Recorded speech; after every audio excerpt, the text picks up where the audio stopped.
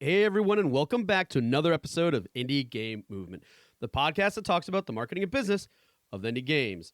I'm Andrew Pappas. I'm going to be your host today, and we're going to be talking about why games are the best teachers. So, game development is usually focused on execution, building systems, solving problems, and moving forward. But without stepping back to examine what the process itself teaches us, teams can miss why projects succeed, where collaboration falters, or why feedback loops lose momentum. So today, we're going to explore how creating games naturally develops strategic thinking, teamwork, feedback cycles, and storytelling instincts, skills that extend far beyond any engine or genre. By viewing game development as a learning system, the conversation reveals how developers can sharpen their craft, align more effectively, and make better decisions by understanding why the process works. So that's what we're going to be talking about right here today on Indie Game Movement.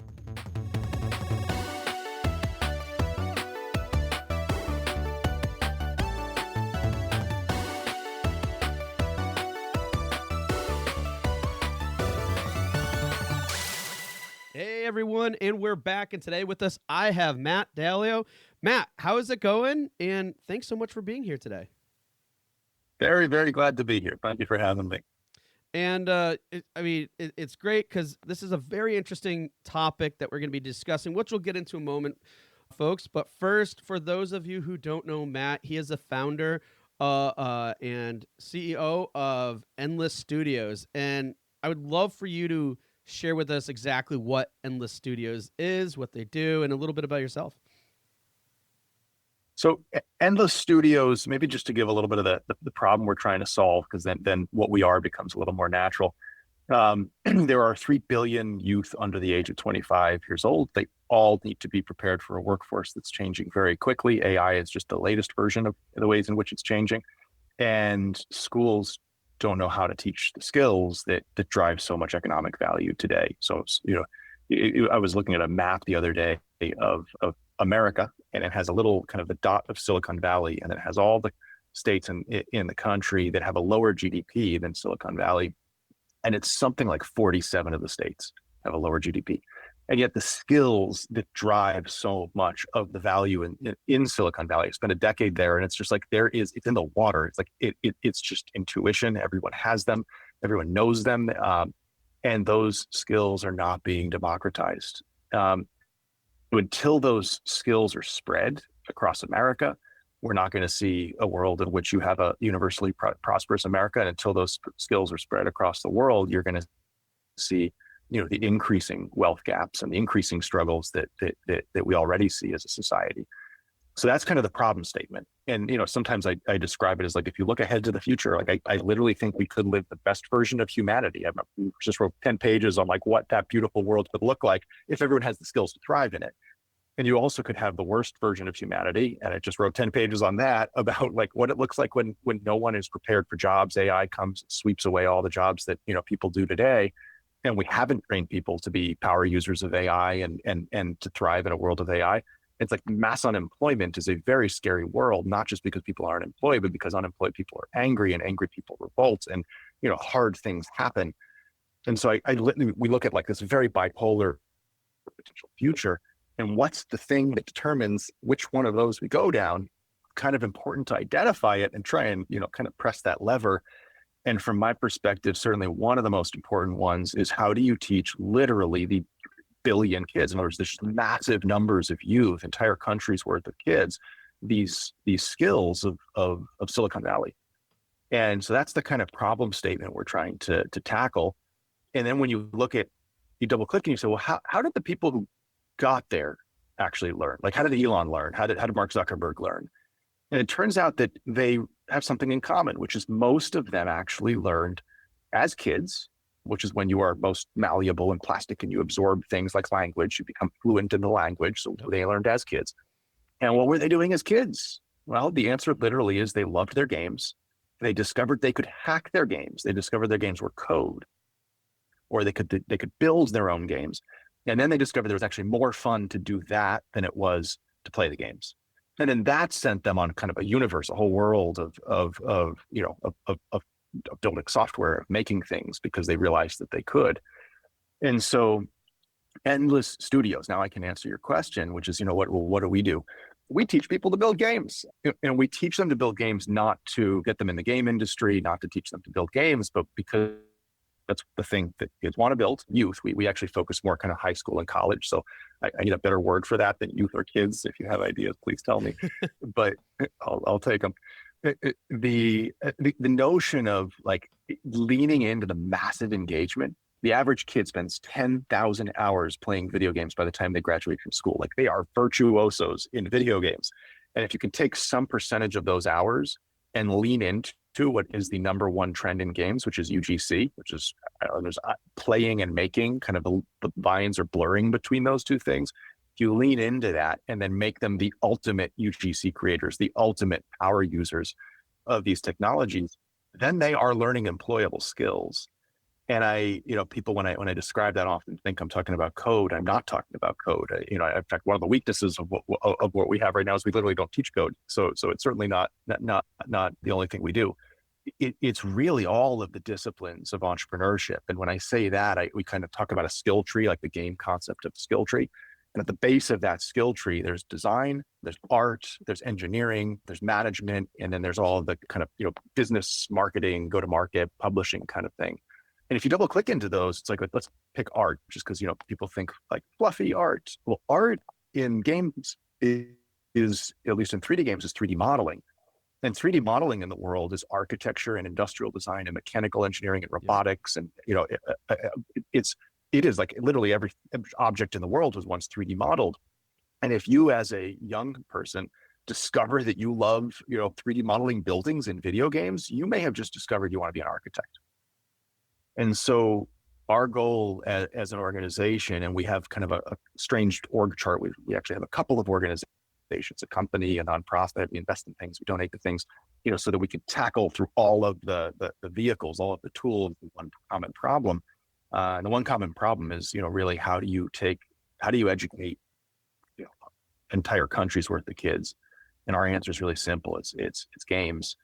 There's a second answer. I'm sure I will get to it in a minute, but around community. But yeah. But before I ramble for too long, that's the crux. Well, I absolutely love that. And what better way to kind of like, well, we're not going to get into the conversation quite yet, folks, but man, there's so much going on and so many things are going off in my head too. Like, I know recently there's some conferences that are being built up from kind of a similar lens where, yes, they see as games as a good focal point or leading point to other types of industries and such, as you outlined. And because they're great, they are great teachers, essentially. There's so many things, and that's a lot of probably what we're going to dig into in just a moment. But so I love you kind of prefacing all that and then sharing a little bit more about the company, because it really is a good setup for what we're going to dig into in a moment. But before we do, with all guests that I have here on this show, we're going to throw you into the Q Box round. And this is just a series or just a few random questions that I prepared here for Matt today.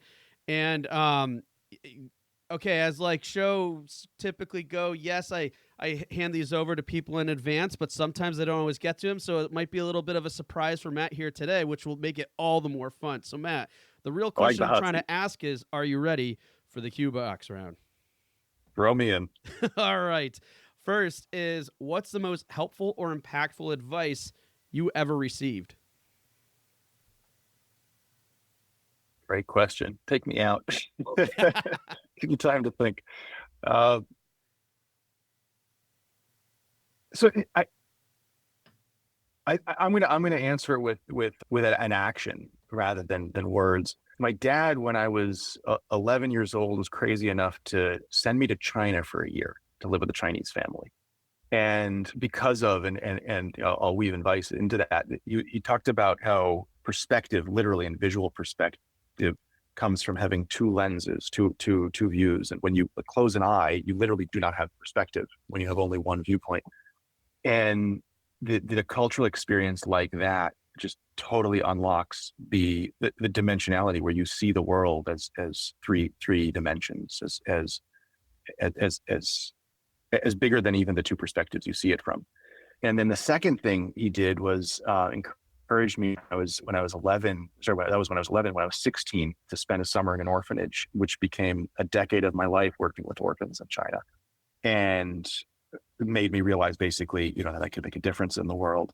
And so I say that because there's not kind of the one thing that's like this was the wisest advice, but the actions of physically taking me and my body and my mind to these other places to live out what happens when you leave the place you're from and experience something totally new and totally different are literally like the most defining things in my life. Like I described it as like, if you melted all of those shards of that out of me, I'd have nothing left. Like I would just be full of holes. I'd be Swiss cheese, because I literally don't know who I'd be without those, which is, it became me.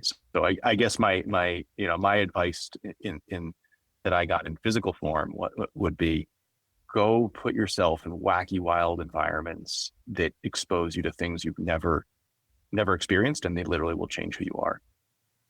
I absolutely love that. It's like it gets into things where it sounds like in your case, doesn't sound like there was a whole lot of choice. Maybe some, or maybe some discussion at least, but still, they were my choice. They were my choice. Okay, good. Yeah, that's really good. But yeah, still, tipping an 11-year-old and drag it, kicking. Like, yeah, let's go. It's like, all right, Dad, I'll do it. No, but like, no, really, just putting yourself in, like exposing yourself to like new things and like pushing yourself too, because I think sometimes, I think kind of in between the lines here, there's a little bit. I got the sense of sometimes we like to stay in our comfort zones and stuff, and if we do that, we're never gonna experience these new things. We're not going to get those different perspectives, and through the stories you just told are great examples of that. So awesome. And especially when you're young, like your comfort zone, your stretch zone becomes your comfort zone. Literally, like if you stretch, then what you are easily able to be flexible in that space. And so, especially when you're young, it's get on planes, go visit places, and it doesn't even have to be on planes. It could literally be, I don't know, the soup kitchen down the street. I mean, it could be so many different experiences. Yeah, absolutely love it. All right, next is, what was your childhood favorite game? SimCity or Civilization. It would have to be one of those two, which consumed so many hours of my life. I'll pick SimCity just because I literally went into real estate development, and I'm convinced that it's in large part because of that game. And the type of real estate that I like is like building quite literally cities, right? Like urban planning. How do you take places and make them into better places? And so the real estate job I had was kind of doing effectively SimCity in real life in Harbor Point, Connecticut, which you may know, down in Stamford along the water. Oh, yep. An old factory wasteland turned into now the hot spot where people are walking their dogs and pushing strollers, and that all manifested, from literally like chalk lines in the dirt to reality. And so I always loved like imagination becoming reality, and I am convinced that a lot of that, specifically in real estate, came from getting to play that as a kid in SimCity. Yeah, and it goes back to what you're sharing too earlier. So absolutely love it. Next and last but not least, and the staple here on the show, is, what game are you playing now? So I knew this was coming listening to your podcast. And I have the embarrassing confession that I basically do two things. I work and I see my kids. I have a 5-year-old, a 4-year-old, and a 10-month-old. And my Claude therapy session yesterday was, I don't see my 10-month-old. What do I do? How do I solve it? So my short answer is I don't play enough games. My slightly longer justifying it answer is that, my passion, if I had the time, is actually more around making games. Really, if I look at why we're doing what we're doing in terms of teaching youth to build them, it's driven by entirely the mission. But in the process of pursuing the mission, we the very first game that we set out, or way that we set out to solve, how do you teach lots of people, if everyone, learned to hack their games that they were playing, then let's make a game whose intention is to be hacked while you play it. And we set out to build that game, and it made me realize just how much fun it is to be like, imagine a world and go and make it happen. And so I literally will sometimes dream up games, and literally turn what is in a dream into games in development. So, and then I'll play games to kind of tactically understand how do you get in there. So that's kind of, the my creative passion, but my, real day-to-day passion is how do I teach other people? How do I enable and unlock? How do I block people in their own creative pursuits, in their ability to take their own passions and build their own games that they're passionate about? So that's a long way of justifying why I don't get to play enough games. Well, you know what's interesting, and this is something I believe a lot in, and it relates a lot to the other type of work that I do, is what you just defined, what you've said earlier, and everything.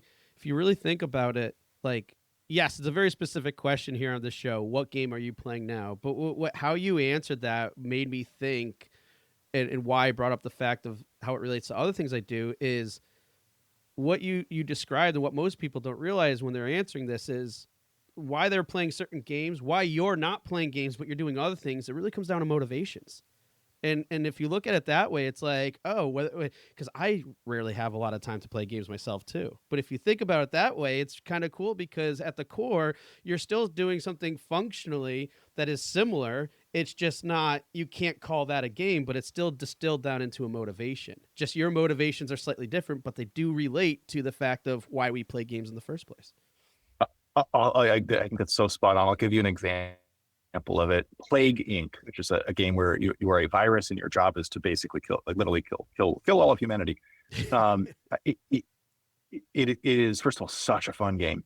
Second of all, I was playing this pre-pandemic, and the reason I was playing it is because at the time we were working on a desktop operating system, laptop operating system focused on emerging markets, which is something we still do, and was kind of the roots of what we're doing now. How you get tools to everyone everywhere, to the 5 billion people who don't have computers.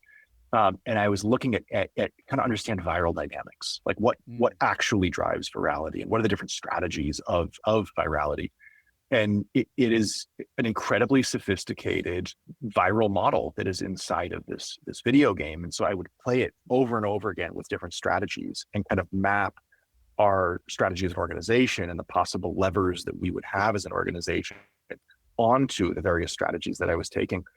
And it ended up being, honestly, with that kind of metaphorical lens on top of it, such a good learning environment. And by the way, because it was like, okay, this is for good for work, I could justify hours of playing that game and mentally, psychologically to myself. But the other thing that was interesting is that when COVID hit back in the day of like when we called it coronavirus, I remember seeing the news articles and being like, 9 cases in New York, and everyone's like, no problem. And I was like, I've seen literally the same headlines. I have seen the same maps with like the dots, expanding. And the main thing that I understood was exponential curves, because the beginning of this game is a very boring thing because your numbers your kill count goes from like 2 to 3 to 5 to 8. And like, and that was basically what I was watching happen, seeing happen in real time. But you also know that when something virally grows, like all of a sudden it's 100 million to 200 million to 500 million. I remember having an insight, which is kind of just one of the things that we talk about is the power of games as an educational vehicle. I had an insight. I felt like I could see the future when no one could, just because I'd lived it so many times, which is one of the beautiful things about games, is it allows you to live something through history, through time, expedited. And so anyway, that's I'll pick that game. Okay. Well, that's so cool because I mean, what you're talking about too is like pattern recognition and things like that. But it's not just about the patterns; it's about your learned and understanding of these things, different experiences, and then through that recognition, you can start applying like other stuff. And yeah, a lot of cool stuff happened there. I can definitely rate to similar experiences, and I'm sure a lot of us can as we gain more experiences, new experiences. We start having these synapses start firing in different ways that we were like, oh wow, I don't know why I didn't see that before. It's like, well, because there's a lot of progression going on. So that's really cool. I'm glad that you shared that with us. Well, now let's get into the heart of conversation because honestly, I can't wait anymore because this is really getting me fired up for this one and stuff and excited. And folks, as I led in with the intro, we're talking about, why games are the best teachers. And, to kick things off, Matt, what would you say are some skills you think game development teaches better than almost anything else? Well, the first thing I'll say two things that games do better than anything else. The first is that they are more engaging than basically anything else aside from like TikTok. In terms of productive use, they are the average kid spends 10,000 hours playing games by the time they graduate from school. They spend 16,000 hours in school, by the way, so almost as many hours in games as they do in school on average. Then there are some that spend more. That's the first. The second is that games are the most multidisciplinary piece of software that you can possibly build. In other words, it's sound design and narrative. Of course, there's engineering and there's level design and there's product and there's go to market and there's marketing and there's all of this stuff embedded inside of it. And then what that also unlocks is the collaborative nature of games. It's basically impossible to build a really good game alone. I mean, like Stardew Valley did it, and like that's spent 4 years locked in a room, and that's they herald that as amazing because it's so rare. Basically, everyone else has to collaborate. And so what it allows you to do is it actually becomes a really good teaching tool for how teams work, for what it's like to navigate conflict and to deliver on a deadline and how to deal with someone when they don't deliver on a deadline. So everything from the hard skills of like, I am getting better at, coding as I'm trying to figure out how to make this shader work, all the way to, a person who's supposed to make the shader work hasn't made it work yet. How do I deal with them? Yeah. The soft skills. The average. So it teaches leadership and entrepreneurship. It teaches collaboration and teamwork. It teaches all of the soft skills of the workforce in a way that when most kids graduate quite literally from college, they almost never had. Maybe they've had an internship where they're the most junior person on the team. But it's very, very rare for, certainly in academic settings, students to graduate knowing what it's like to actually be a meaningful contributing member of a team on a meaty multidisciplinary project. And so, and yet that is work. That literally is what work is.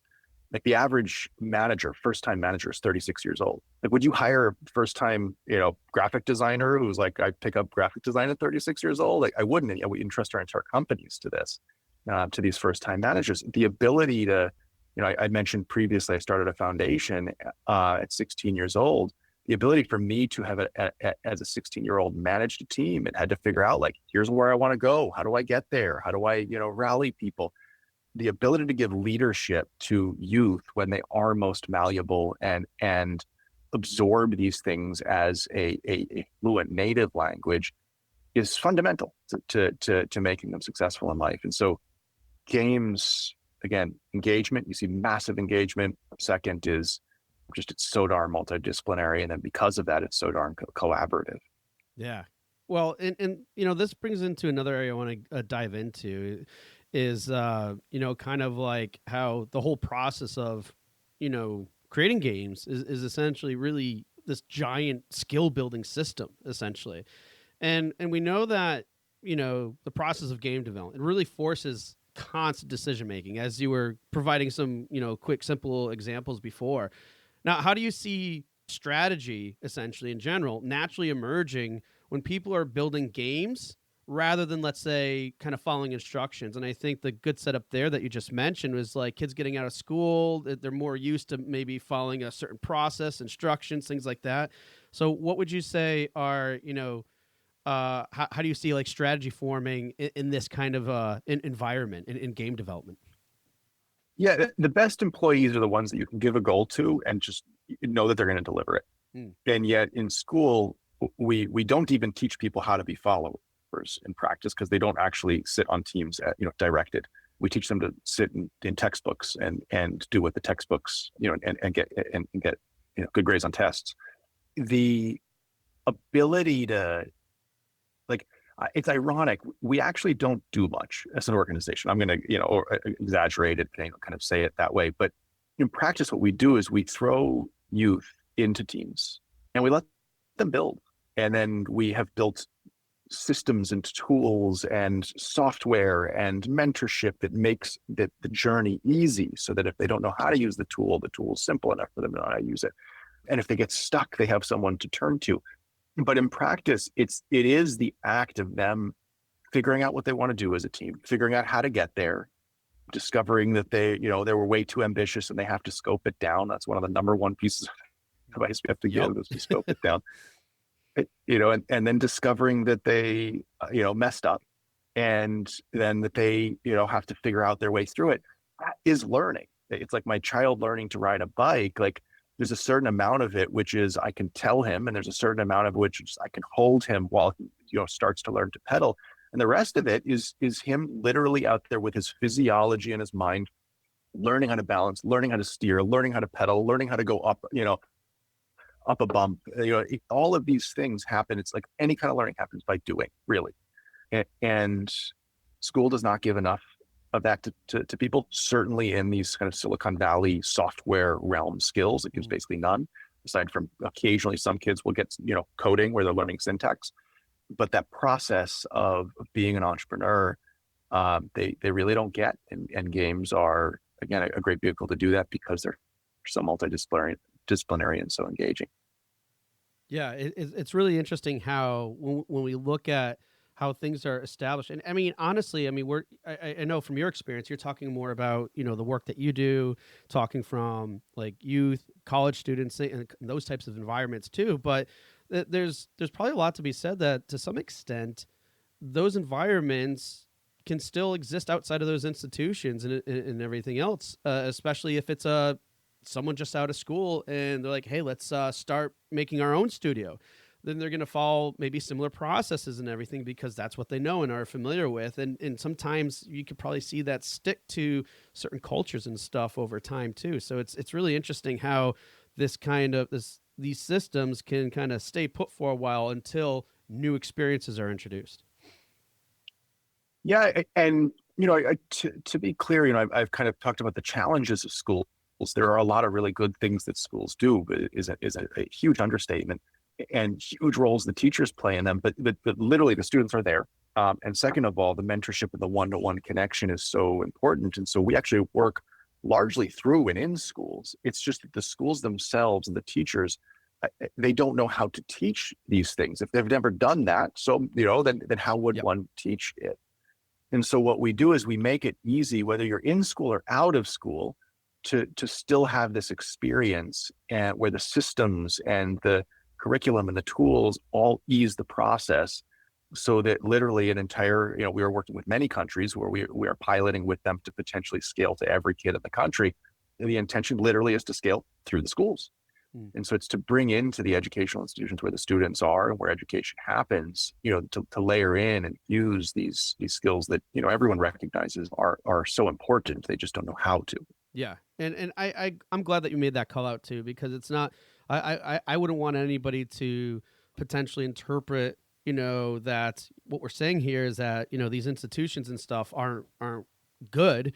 They obviously serve a purpose, and there's a lot of value that comes out of them too. But at the same time, it's like there's only so much you can cover. There's only so much that we're equipped to handle and properly educate others on too. So, like with anything, you can't do everything. With anything, you can't do everything. In light of that too, I'm kind of curious, because this is kind of diving into some of the things you just shared a moment ago a little bit deeper. What would you say, like things like, feedback loop of like prototyping and testing and even iteration can teach developers about, and this is a big one, I think, responding to failure or uncertainty, because this is an area we often maybe don't get to have any kind of like understanding about how to react to these types of situations and what they really mean for us in the future. Yeah, so games are giant failure engines. And what I mean by that is, like, what do you do in a game? You try something, you try the jump, you try the level, you try the big boss, you fail at it, and then you try it again, and it's just really delightful to fail and fail and fail until you finally succeed. Like that is what the entirety of gameplay is trying things, struggling with them, and then leveling up until you're good enough to be able to do it. So games themselves are celebrate failure and make it actually ironically delightful. Obviously, school is the opposite. I get a bad grade on the test, and I walk home with with my head hanging low. Even if, by the way, another interesting thing that Saul Kahn was talking about was like, even if I take the test again and I learn all the material and I get a great grade on the second test, there is no chance to do that. There is no second round to tackle the big boss. You get one chance. There are so many layers that are struggles in there, or issues. But in game making, what we see is failure isn't even failure. It's not even like I failed the test or I failed to beat the big boss. It's that I'm chipping away at a project that I'm passionate about. So I'm working on this level, and let's pick Minecraft just as a visual example that everyone can see. I'm working on this level and I have an idea, and then I start working on that, that the tower for this thing over here, and then I have another idea, and I may struggle, I may get something wrong, and then I kind of tweak it and adjust it to then make it right. Game development is a lot more like that. It's a lot more like, building a tree house where you just kind of keep adding cool things. And, maybe I discover in building a tree house the first time around that the second time around, I should have thought through the architecture a little bit better so that I could plan ahead, but you learn in many cases without even necessarily failure. There may be failure infused. I have a bug and I can't figure it out, and then I figure it out, but there is no definition of like you have succeeded or you have failed the way there is in a test, or even in playing a game, making a game. It's just, did I get to make the thing I wanted to make? So yeah, it's a total redefinition of the role of failure in learning. Yeah, I really like that distinction of, the difference between like, pass fail or you got a good grade, you did it. And those examples compared to kind of this like iterative process essentially. But I want to push this a little bit further too, because if I'm sure lots of us out there see that progression and pick up on it probably at times, but then how do you think that could be translated or articulated in ways where when it's, let's say, things that maybe are a little bit more subjective or abstract, let's say like, oh, I made my game but it wasn't a success, like how can we take these things that we're really good at when we're going through those whole systems and processes in game development, and maybe could attribute it to the kind of the bigger picture when it's like bigger picture goals and aspirations or things that we have. Yeah. I was recently listening to a Mark Zuckerberg interview from like 2007 or eight. And funny enough, I was actually in his dorm when he was there. And so I got to kind of see him very early on. And so it brought back a lot of memories. And he was talking about how, like, at that point they had 100 million users or something. And he was like, I don't know if I'm going to keep doing this. I like this. I'm going to keep running with it. But like, I've been launching stuff my whole life over and over again. And so, this just was another one, and maybe there's going to be another one after it. And, obviously we know how the story ended, but he was just a builder who liked building. And, he built, I think it was called Face Mash or something like that. Right. But, Oh right before he did Facebook. And I remember when that launched, I remember all the hoopla on campus, and the culture of I build because I love building, and it almost doesn't matter how much traction it gets, ironically makes some of the best people who get the most traction because they just get good at building. Mm. Because it is those cycles that teaches you. So, if you expect your first game is going to become, the next Stardew Valley, like, good luck. It's not going to be. Let's set the expectations right now. It's not going to be.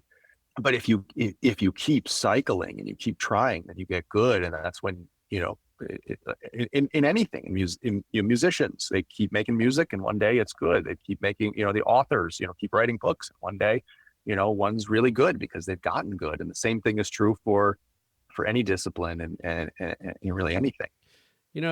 I love that you said that because I'm going to translate this or reiterate or say this for some people to make it just a little clearer.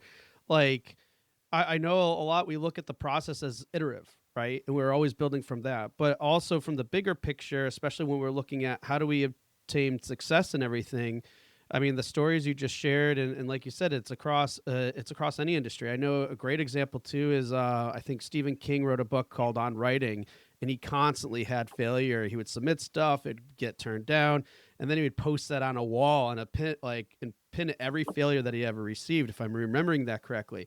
But what is this? What is this? So how does all those things relate to game development, right? How many times have we talked here on the show in different podcasts, or how many other spaces say this too, and why we're starting to see this trend of build smaller experiences, build them more frequently, so that way it's a learning process. Like, don't think about that big aspirational game, maybe not lead with it and keep it in your pocket for when you're ready for it, but keep doing lots of those things. Game jams, all those types of things are all going to teach us very valuable skills and everything else. And, even mentally, right? If you're looking at that big project that took you 5 years and you're burnt out at the end, and then you're like, that's it, I'm moving on somewhere else. Where if you did all these little ones and made them a little bit bigger each time, mentally, that's like, look, I got another notch on my belt. I'm doing that. I'm doing this. And man, it's very empowering when you break things down a little bit. And I'm sure lots of other things are happening that we don't have time to discuss, but lots of good stuff. And I love those stories that you shared, because that's exactly, I think, a way to look at it. There's a great quote on a document that I'm working on literally, today. And so I'll use it because I think it's it. Winston Churchill: success is stumbling from failure to failure with no loss of enthusiasm. Oh, love it. And what are games good at? They're good at keeping enthusiasm. Yes. Okay. Well, speaking of enthusiasm and other things, I want to get into another area too, about, because we talked kind of a little bit more on the systems and how they can help build certain skills. And another one that I think is really important that's always discussed in general is like, teamwork, collaboration, even, and these things relate to culture. And actually, as you were kind of talking much earlier about, games themselves, they're various disciplines that require like designers and engineers, artists. Well, with all those people, how can people like align pretty quickly with all these different people, moving parts and stuff? Like, what lessons can learning how to align teach us about teamwork and communication? Yeah, so this is probably a good segue to kind of that second pillar that I mentioned. And so if I could take a quick tangent to kind of describe the pillar and then answer it more specifically. We have, as I mentioned, this laptop operating system with it's a very polished product that has honestly shifted the future of the desktop operating system in many ways. We've basically, anyway, it's really cool things happening there with an amazing team. That's really the main point here, is the amazing team. They got started with games, as I mentioned, but the second thing, when you double clicked, is that they all joined this online community of people working in the Linux community, in the Linux world, in GitHub. And they got good. They got really good. Like one of the guys who was one of the VP of engineering went to be on Apple's SWAT team, like the kind of Navy SEALs team that goes into the kernel of the operating system at Apple, like that level good, by being in, as young people, in this online community called GitHub. And it was there that they, as novices, got to, the kind of joke, little pipsqueaks showing up and getting to be in the same space as luminaries, Linus Torvalds, the founder of Linux. And that was a learning experience. And it wasn't just that they got to be in the same space. It's that, like, the Linux kernel has 100 layers of what they call maintainership, which is, management, let's call it. And so when they contribute a little bug fix, there was someone on the other side, a maintainer of that component, that was sitting there telling them, well, if you tweak it this way, it'll be more secure, it'll be more efficient, it'll be, it'll be better code, and then I can merge it. Then that maintainer is literally just trying to get production quality work into the Linux kernel. And on the other side, this, little kids trying to get, code into the Linux kernel. And that is where learning happened. And one day they became the maintainer of a module, and then they became, a maintainer of a more important module, and they just kind of climbed the ranks until one day they're up there. And so the answer to your question is, I think there are two answers to that question. One is just getting a bunch of youth in a room at a game jam, as part of a school project, as just friends on weekends, making together, the five of you, is an incredibly powerful learning experience. And mostly the type of stuff that I've talked about has been there. But the next layer of power of learning is a world in which you get invited into professional projects with professional teams as a contributor to those. And that could be a contributor of like an art asset in a 3D modeling competition. That could be contributing a bug fix. That could be contributing a small feature or a big feature. That could be contributing a level design or playtesting it and just giving feedback. And the process of entering quite literally the workforce, because these are people in the workforce building real games. Like the big push of Endless this year is to start bringing real studios into this so that students can contribute in a way that allows them quite literally to be in a company, to be a member of the team, even if it's a small little modular part-time member of the team. They are a member of the team and able to contribute. And so the way we see kind of everything is along this skill curve, this learning journey from novice to professional, that S curve.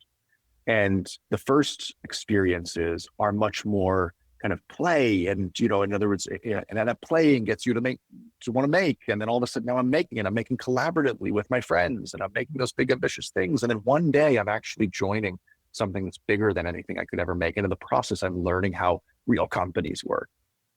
And so that's the kind of real, honest, more complete answer to this question of how does one learn collaboration? How does one learn to be part of teams and real companies? And that's how we think about it. Is it's like, imagine the internship that literally 1 million kids could join. You manage it differently than like the intern sitting next to you, because you could have huge competitions and you could have thousands of contributions, and then they get voted up, and then the winning centipede in the in the insect battle arena comes, you're the centipede, you made it. And so that's the kind of visualization of really where Endless is trying to go. It is a world in which you have literally endless game studios that are being built, and that could be student-made game studios, that could be professional game studios, and that could be both of those opportunities for people along their learning journey to contribute to real things.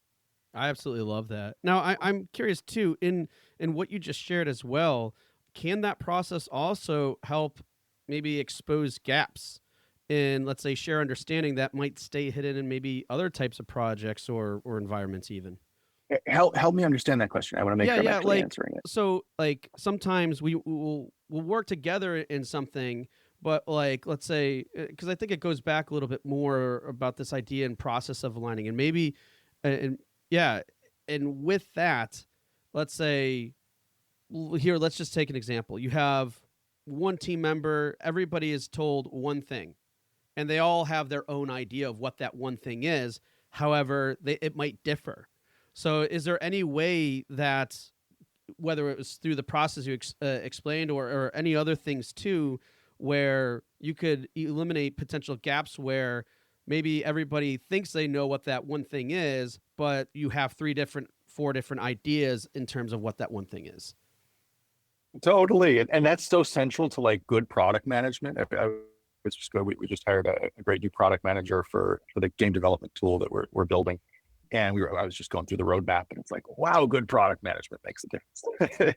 Good project management makes a difference, precisely because it aligns. And those are things that you wouldn't understand, you wouldn't expect as a teenager, in the world, for example, or even a college student. I'll just give you a quick example. We work with a university in Peru, and they're 4th-year engineering students who've never been in GitHub, never been in project management software. Like, they're learning syntax. They, wow. They could make their own throwaway things, but they've never been part of a real project. And so much of that they're learning, they're like, we did, evaluations. Literally, the 4th-year engineering students were the ones who have evaluated us as the highest learning gains, because we don't even teach them to code, right? But from a learning gains, the technical skills. Why? Because they're actually learning how to apply them in the actual creation process of real software. Yep. So to your point there. So yeah, I think the other thing that it comes to mind for me when you ask that question is, when you're a game studio, coming from the game studio's perspective, so much of the challenge is knowing what to build, knowing what to prioritize, and as you say, staying aligned in that. One of the beautiful things that that is like core to Silicon Valley's lean startup movement, which I don't know if you've tracked, is basically it's the philosophy of get your product out there. I was just rereading it again the other day. Get your product out there, get feedback from it, and iterate, because so many people spend a really long time building. That's right, right. And so the ability to get an MVP out and get community feedback. Silicon Valley, the other big thing is human-centered design and design thinking. Like, what is that about? It's basically just about getting feedback from people. So the ability to build with your community members and to invite them to contribute is also inviting them to contribute ideas. And so products get better because of that. Minecraft was one of the most successful games in history. And it was launched as, like, I think 2 weeks of development in. It was a YouTube video online, like, give me feedback. And people gave feedback. And then he just, for the years that followed, kept kind of doing what the community guided him to do. he had his vision for it, of course, right? But so there are things he wouldn't listen to, and then there was a lot that he would listen to. He knew what resonated. So that's the other side of your question, is just one thing is staying aligned on what matters, and then the other one is how do you even know what matters? And feedback is so central to knowing what matters. And early access and involvement of a community is certainly one really good way of doing that. Yeah, and I like that. I really like the addition with the community aspect too, because one, for internally for a team be aligned, and like you said, you gave a great example of having a product manager or someone at least responsible for that role of it. And then it's also like, okay, what is going to make this fun? What is the goal to make this fun? And determine this is what we should achieve, right? And it can be really simple structure in answering those types of questions. And then it's like, okay, that's what we decided internally. And then when you go to the community and get that feedback back, one, internally it could be like, is this doing this? Yes, great. Then the community says, yes, it is, or no, it's not. Then you have to go back, okay, why is it not aligning to what we're thinking? And then you go through that process can really help you keep on track, because, I mean, at the end of the day, that process really helps us find the fun, as they say, right? And makes it allows us able to do that. When we were designing the operating system, Endless OS, back in the day, we were designing it for people who literally had never had a computer before. And so we knew that we weren't our target market. So we knew the only way to really address that was to talk to them. And so, I mean, I probably have spent, I don't know, thousands of hours in the fields, like talking with users and getting their feedback. We had an entire team of people who would do that too. And it was wild because we would sit in the design, room, and we would sit there pontificating on our theories of an individual feature or a design decision. We debate it for a while, and then we would say, okay, great, let's go test it. And we would put it in the field, and it was almost instantaneous how quick the right answer came, and how like universal everyone's consensus on our team was around it, because it was so obvious when you put it in front of people what the right decision was. When games are made, we are often our own target market, our own audience, and so we think we know what people want, but we actually don't. And so one of the things that we've been very lucky to do is that this game making tool I mentioned before, really, we began developing it to unlock larger scale for the learning programs that we run. And so we've had people using this for quite literally years, from earliest little prototypes. And so because of that, we actually have a really good understanding and intuition for what people want. And I hear one of our lead designers on that, and his voice in my head being like, so cool to be able to get the feedback of I like the things that I'm thinking, they're validating. And then there are so many cases where it tweaks a little bit of, okay, they're actually saying this, not that.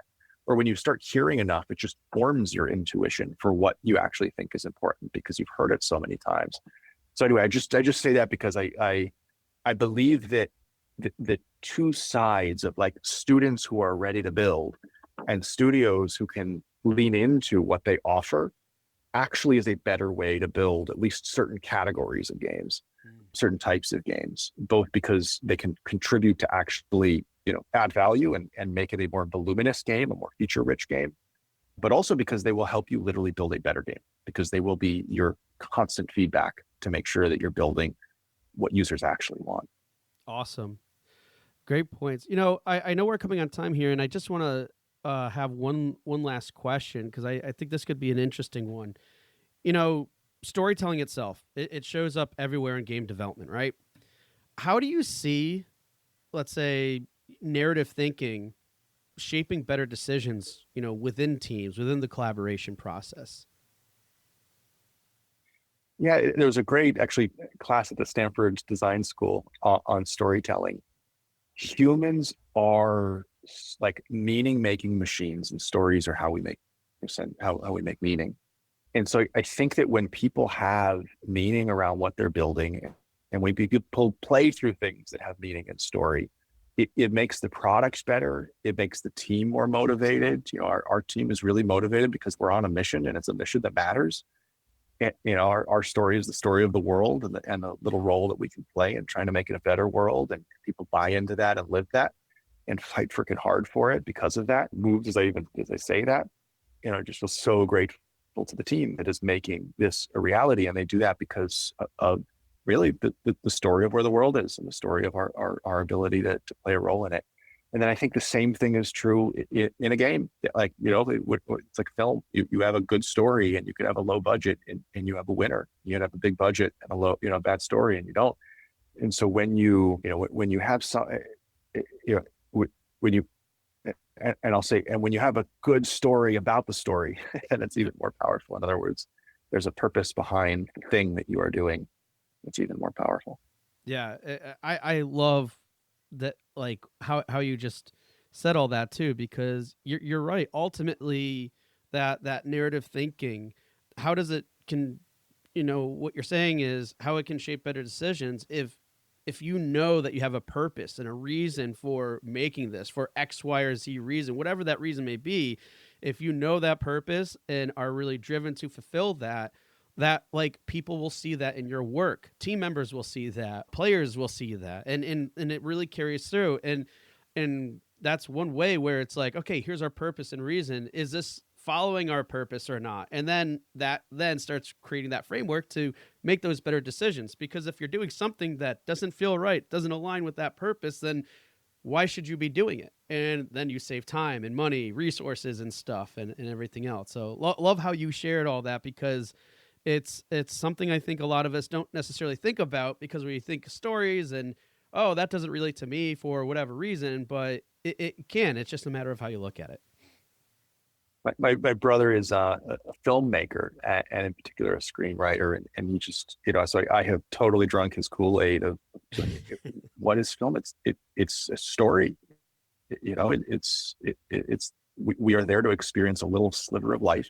And if it's a compelling story, it's something that we learn from and we grow from and we enjoy. And so, yeah, I mean, that narrative he talks a lot about the hero's journey. He's a Joseph huge Campbell. Joseph Campbell fan, yeah.